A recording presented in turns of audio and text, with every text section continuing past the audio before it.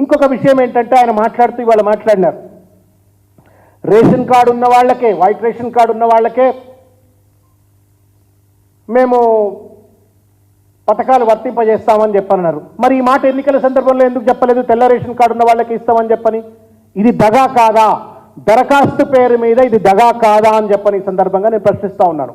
ఒకవేళ మీలో ఈ మెలిక ఉన్నట్టయితే ఓన్లీ వైట్ రేషన్ కార్డ్ హోల్డర్స్కే మేము స్కీమ్స్ అమలు చేస్తాం అనుకున్నట్టయితే why is that you could not explain to the people during elections?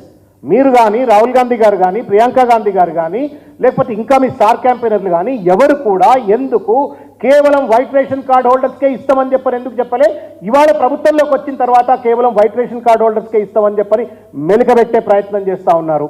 ఒకవేళ వైట్ రేషన్ కార్డ్ హోల్డర్స్ అందరూ కూడా మీ యొక్క పథకాలకు లబ్ధిదారులే అయినట్టయితే, ఎలిజిబుల్ అయినట్టయితే why is that you are seeking applications again from them? ఉన్న వైట్ రేషన్ కార్డ్ హోల్డర్స్ అందరికీ మీ 6 గ్యారంటీస్ ఏదైతే అనుకుంటా ఉన్నారో ఇందులో మీరు ఏమేమి పెట్టినారు? మహాలక్ష్మి పథకం అన్నారు, దాంట్లో 2 స్కీములు, 2500 ఆర్థిక సహాయం మహిళలకు, 500 రూపాయల గ్యాస్ సిలిండరు, తర్వాత రైతు భరోసా పథకం, ఇందిరమ్మ ఇండ్లు, ఇట్లా ఇవన్నీ ఉన్నాయి.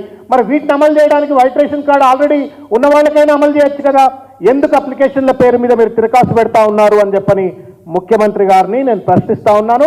దీనికి సమాధానం చెప్పాలా ముఖ్యమంత్రి గారు అని చెప్పని నేను విజ్ఞప్తి చేస్తా ఉన్నాను.